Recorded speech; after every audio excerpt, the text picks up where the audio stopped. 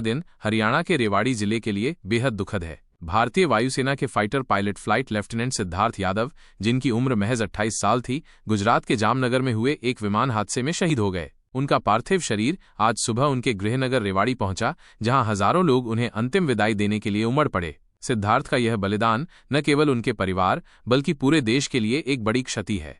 सिद्धार्थ यादव का जन्म रेवाड़ी के भालखी माजरा गांव में हुआ था। उनके पिता सुशील यादव भी भारतीय वायुसेना से रिटायर्ड हैं और परिवार में देश सेवा की गहरी परंपरा रही है। सिद्धार्थ के दादा और परदादा भी सेना में अपनी सेवाएं दे चुके थे।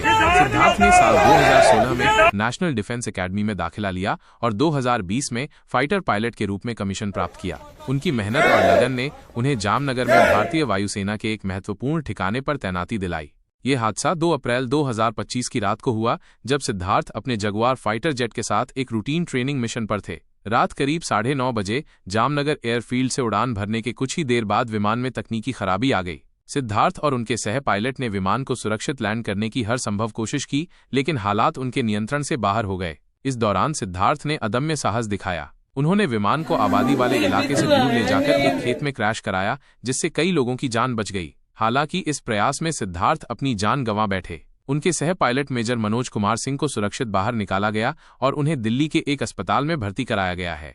सिद्धार्थ की निजी जिंदगी की बात करें तो उनकी सगाई 23 मार्च को ही हुई थी। परिवार उनकी शादी की तैयारियों में जुटा था, जो 2 नवंबर को तय थी। 31 मार्च को छुट्टी के बाद वे ड्यूटी पर लौटे थे, लेकिन किसे पता था कि ये उनकी आखिरी उड़ान होगी। उनके पार्थिव शरीर को पहले रेवाड़ी के सेक्टर 18 स्थित उनके नए घर लाया गया, जहां लोगों ने उन्हें श्रद्धांजलि दी। इसके बाद भालखी माजरा गांव में पूरे सैन्य सम्मान के साथ उनका अंतिम संस्कार किया गया। उनके पिता सुशील यादव ने बेटे की चिता को मुखाग्नि दी।